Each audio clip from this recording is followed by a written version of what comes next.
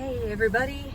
Okay, so here's my monthly update for you. Sorry I'm driving in the car, but I can't really seem to find a place in my house that I can safely film without being interrupted. It's a little crazy. My kids are still at home, virtual learning. Even though the cases of COVID have gone down so much, the school district made us commit through the end of the year and they won't let us change our minds. So it kind of sucks. And I've tried talking to them and it hasn't made any difference, but it's almost over. And yeah, so they're in separate rooms, and then my husband's working from home, so there's a lot of people around all the time. We have a little project going on right now. We are getting our carpets replaced. We're actually going to do that at the end of June, but the way I am, it's never just an easy thing, right? So we basically have to pack up almost our whole house into boxes so that they can move the furniture, because they won't move the furniture with anything in it. So it's basically like we're moving, even though we're not moving. So I've been doing that. And of course you think, well, when's the best time to repaint a room? And that would be right before you get the carpets replaced. So last weekend we painted my daughter's room, Megan, and the weekend before we painted our living room. And this weekend we're painting Sophie's room. They actually were sharing a bedroom and now we're splitting them apart. We kind of had a dressing room slash playroom and then a bedroom with bunk beds, and we're splitting them apart for the first time. So we'll see how that goes. I'm on my way to my therapist appointment, and I've been going monthly now instead of weekly. It's good to have a check-in, you know, even though I'm not trying to lose weight as much, it's still good to have a check-in going, oh, I have to check in, so I don't want to be like a lot heavier than I was last time, or I want to, you know, keep on my goals, and somehow mentally it helps. So let me tell you about this month. This month has been crazy. Besides all the renovation stuff, it's been very strange. I got a cold. Has anyone got a cold in the past year? It is scary because I haven't had a cold in so long, and I felt so terrible that I went and got a COVID test just to make sure, but I didn't have a fever. I just had a sore throat and I was really achy and tired, and I didn't have COVID, but it's just like, wait, we're not supposed to get sick. We're not seeing anyone. But I guess with us going back out in the world a little bit more, right away I got sick. So I was sick for like a week and a half. And so I wasn't able to work out for a while, which stunk. And it's like really cold here today. It's been in the 80s for like a week, and I went to go walk out in a short sleeve shirt, and I'm like, what is this? So the other thing that happened, in a previous video I mentioned how I got this bruise on my hand, on my finger, and it looked like it was like growing, and I was afraid it was a blood clot, and I went off birth control pills. And I've been taking birth control pills since I had my girls, because I'd have these really big anxiety swings around my cycle each month, and my OBGYN recommended it, that I was probably going to be going through perimenopause and all that stuff, and I might as well just keep things level. And recently he said, well, what happens if you go off it? Because now I'm 53. Oh my God. And so I was like kind of afraid, because you know, my cycles can be kind of evil. And so, but with the whole thing on my finger, I'm like, oh, I'm just gonna stop. So I stopped and nothing happened. I didn't get my period, nothing happened. And all of a sudden I started getting hot flashes. And it was like, I remember watching House of Cards. I don't know if you guys watched that show, but there was one point where Robin Wright opens up the freezer and just sticks her head in the middle of a conversation. And I was like, oh my God, I totally get that. But it was only up the right side of my body. It would just turn on. And you know, with VSG surgery, you're cold all the time. So I'd be under a blanket, I'd have sweatpants on, I'd look and I had actual goosebumps. And then a minute later, it would just kind of start at my ankles and work its way up to my head. And it was like someone turned the heater on in my body. And then it would go away, and then it would come back. And especially at night, it would come more frequently. And as soon as I laid down to bed, it was just all the time. And it was very uncomfortable, and I couldn't sleep very well. So it was just wild. And it was just coming one after the other, like waves. And I was waking up like drenched in the middle of the night. It was just so gross. So I had called my OBGYN because he had mentioned that when I do go off the pill, I'll probably need something more than that. Like that wasn't gonna sustain forever, and I was gonna need to up my medication. So I made like a telehealth appointment with them, but I guess he had all these emergencies and he kept having to reschedule, which isn't usually like him at all. So it must have been a lot, because they're not, that office is so nice and they never have to do that. But it was a week and a half before I could finally get him again, because they kept rescheduling. It was like 3 times before I finally got him. And he prescribed this Estradiol patch for me and a progesterone pill. And as soon as I put that patch on, man, they stopped. Oh, because I was waiting a week and a half, I couldn't take it. And so I started the pill again. And then I moved to the patch, and now they've stopped.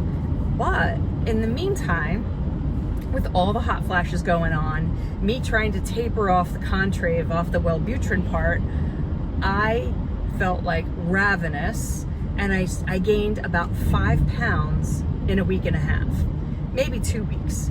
And I knew it wasn't like from everything that I was eating. I was still overeating. This car in front of me is all messed up. And it's like crazy. Got smushed in its like bumpers, like wings. Anyway, so I was craving more food, and I was snacking a lot more, but I would gain like a pound overnight. And I'm like, that's not even possible. I maybe went over like 400 calories over my maintenance range, but I didn't go up 3,500 calories. So I knew there was some kind of hormonal thing going on. I could also feel that it was all in my stomach area. And that's what menopausal women have to deal with, is hormonal weight gain tends to happen there. And I already have that issue, so I could really feel it, and I didn't like it. So I was trying to rein it all in, and I got the patch and I was feeling better, but I didn't totally taper off the Wellbutrin. I was just like, these cravings are just a lot. So I've decided to stay at 2 for now, 2 a day, instead of 4, and not go down to nothing, because I don't know that I can handle all this right now with all the cravings and everything. And I feel like I just have to get hold of it. So far I've lost 2.5 of the 5 pounds, and I'm 166.3. And I was freaking out about the sudden weight gain, but at the same time, last month, didn't I say it's just a number? It doesn't really mean anything, but I could feel it on me, and that's what I really didn't like. And then I was sick and I hadn't worked out. So now I'm getting back into working out again. I'm focusing on my weight training, and that makes me feel really good, really sore, but really good. I went back to my chair yoga class, which helps my neck pain and my shoulder pain. So I feel like I'm getting back on track, and I'm getting a hold of it. And that's where I am. Next month I'll do my measurements, because I feel like this month I really didn't get to do everything I wanted to do. I've been working on trying to get my steps in each day.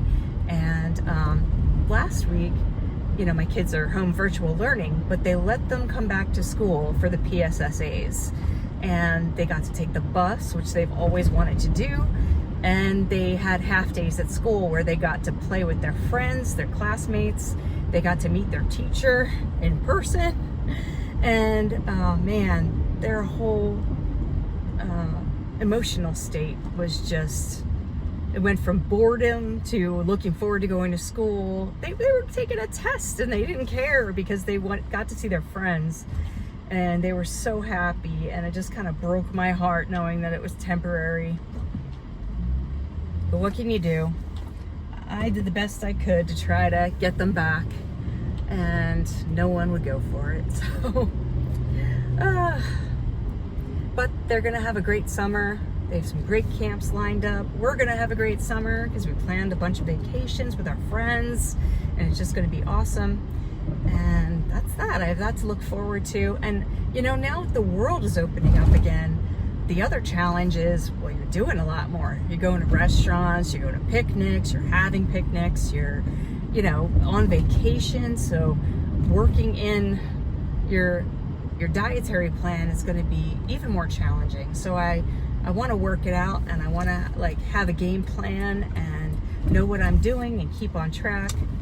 One of my friends is very exercise oriented, and so that's a big help. We walk like once a week, and she's always exercising like every day, so I have something to aspire to. And actually a bunch of my friends have like really gotten into working out. One of my friends set up a whole gym in his garage, and he has his gym group come over and they all work out together, which is inspiring too. And it's just, I don't know, it's a lot to look forward to this summer. And it feels great that, you know, we're not all scared for our lives all the time. And I know it's not totally gone yet, but that we can see all of our friends again, and it's just, it's better. And that's about it. So, you know, my therapy and just checking in once a month is really helpful. I have a lot of family stuff going on, a lot of emotional stuff I'm working through. You know, it all started with food. Like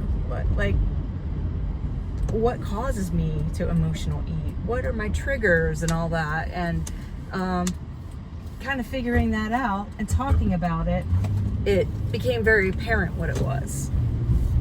And right before I started filming this, I was watching, I've been really into body language analysis, and there's a lot of YouTube videos on it. And this group of guys called the Behavior Panel were analyzing Prince Harry's interview with Oprah Winfrey. Not the Meghan and Harry one, the one on Apple Plus about mental health. And man, you know, it doesn't matter how rich you are, it doesn't matter, you know,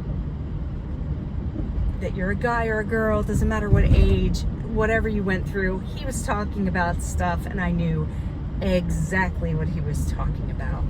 And you know, everyone's saying, oh, it's Meghan, it's Meghan. It's not. It's not. He definitely had some issues with his family, and maybe she just showed him that he didn't have to stay trapped. There was something he could do about it and change his life. And that's what he's doing, and I'm happy for him. And it's not easy. I tell you, it's not easy making big changes that are to protect yourself. And that's what I've been doing lately, and starting to feel better about it. I'm starting to feel like it was the right thing to do. Each time something happens, I'm like, yeah, that was the right thing to do. So anyway, I hope you all have a great Memorial Day weekend. I don't know when I'm posting this. I'll try to get it posted soon. And I'll talk to you real soon. Bye.